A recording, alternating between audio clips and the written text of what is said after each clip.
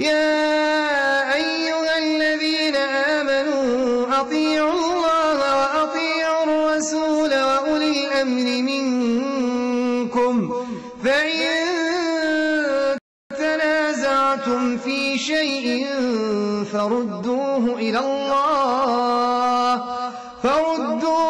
الله والرسول إن كنتم تؤمنون بالله واليوم الآخر ذلك خير وأحسن تأويلا.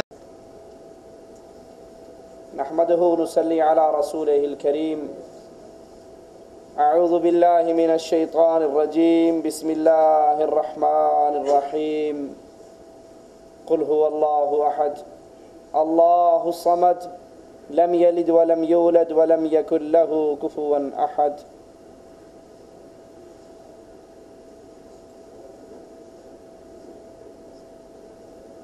مسلمان اس وقت مختلف طرح کے دشمنوں کے گھیرے میں ہے. بہت سے فتنے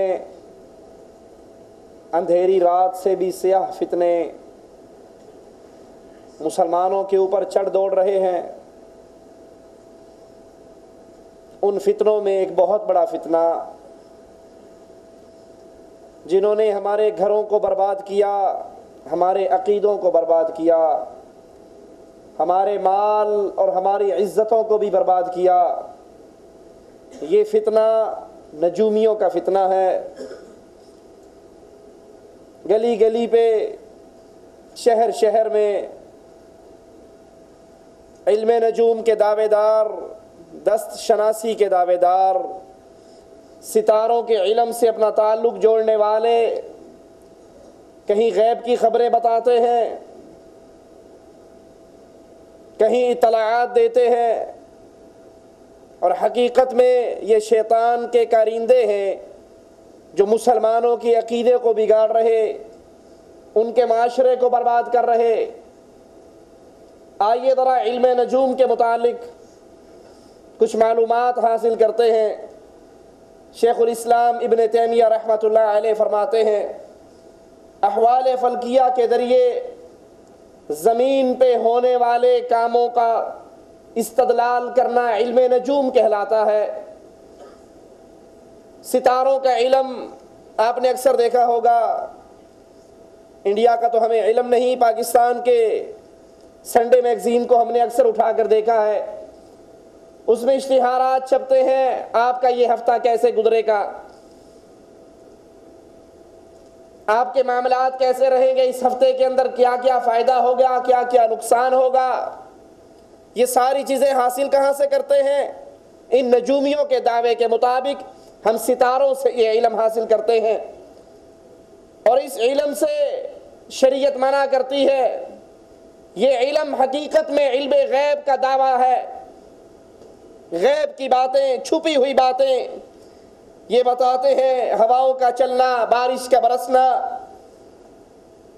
قیمتوں کا بڑھنا چڑھنا، سفر کا اچھا برا ہونا، رشتوں کا بھلا برا ہونا، ان تمام باتوں کے اندر کچے عقیدے کے مسلمان، بے علم مسلمان جو شریعت سے دور، اللہ کی وحدانیت، عقیدہ توحید میں پختگی سے دور، وہ ہر مسئلے کے اندر، اور اب تو باقاعدہ طور پر ٹیلی ویژن پر ایسے چینل موجود ہیں، ایسے چینل کام کر رہے ہیں جن کو ٹیلی فون کیا جاتا ہے، وہ انسان کی ماں کا نام پوچھتے ہیں شیاطین کے ذریعے، اس کے معاملات کی کوئی سچی جھوٹی خبریں دیتے ہیں، اور ان کا دعویٰ یہی ہوتا ہے کہ ہمارا تعلق علم نجوم سے ہے، ہم ستاروں سے یہ علم حاصل کرتے ہیں.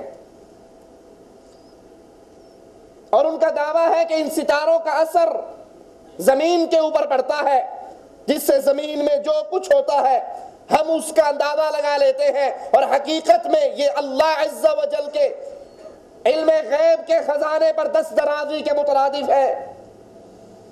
ستاروں کا علم 3 طرح کا ہے. ایک علم جس پر پوری امت کا اجماع ہے کہ یہ علم حاصل کرنا کفر ہے. اس کا عالم کافر ہے۔ اس علم سے مراد یہ عقیدہ رکھنا کہ اس دنیا میں جو کچھ ہو رہا ہے یہ سب ستاروں اور روحانیات کی تاثیر کا مرکب ہے۔ یہ کہ یہ ستارے زمینی نظام کے کنٹرولر ہیں، کسی کا ستارہ فلاں برج سے ملتا ہے، کسی کا فلاں برج سے۔ اب جو کچھ ہوتا ہے آپ نے اکثر سنا ہوگا، اجی کیا بتائیں آج کل اس کا ستارہ گردش میں ہے، اس کے دن بڑے پتلے ہیں، حالات بڑے خراب ہیں، کیوں بھائی کیا ہوا؟ اجی اس کا ستارہ گردش میں ہے۔ انسانوں کی قسمتوں کا تعلق اللہ عز و جل سے توڑ کر یہ علم نجوم کے دعوے دار بد عقیدہ انسان ستاروں کے ساتھ لگا دیتے ہیں، ستارہ گردش میں ہے، حالات خراب ہیں، اجی آج کل اس کا ستارہ تو بڑی اونچی پرواز پہ ہے، مال میں کھیل رہا ہے، ڈالروں میں کھیل رہا ہے۔ یہ عقیدہ بالاجماع کفر ہے، اور یہ عقیدہ یہ ان بے دین نجومیوں کا عقیدہ ہے جن کی طرف ابراہیم علیہ السلام کو بھیجا گیا۔ یہ نجومی جس قوم کی طرف ابراہیم علیہ السلام آئے وہ سورج کی عبادت کرتے تھے، ستاروں کی پوجا کرتے تھے، چاند کی پوجا کرتے تھے، ان کے سامنے سجدہ ریز ہوتے تھے، ان کے لیے خاص تسبیحات کہتے، ان سے وہ دعائیں مانگتے جو دعائیں صرف ایک اللہ عز و جل سے مانگی جا سکتی ہیں۔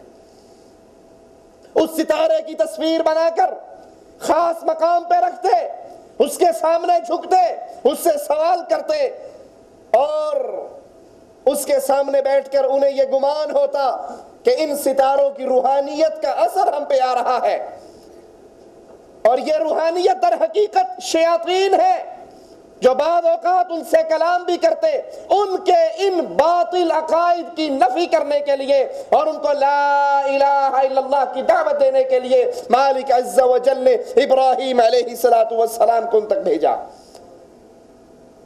علم نجوم کی دوسری قسم کہ ستاروں کی گردش یا ان کے اجتماع اور افتراق سے زمین پر ہونے والے کاموں کا استدلال کرتے ہیں، یہ ان کاموں کو اللہ عز و جل کی تقدیر اور مشیت کے تابع قرار دیتے ہیں۔ اس علم کو حاصل کرنا بھی کوئی شک نہیں حرام ہے،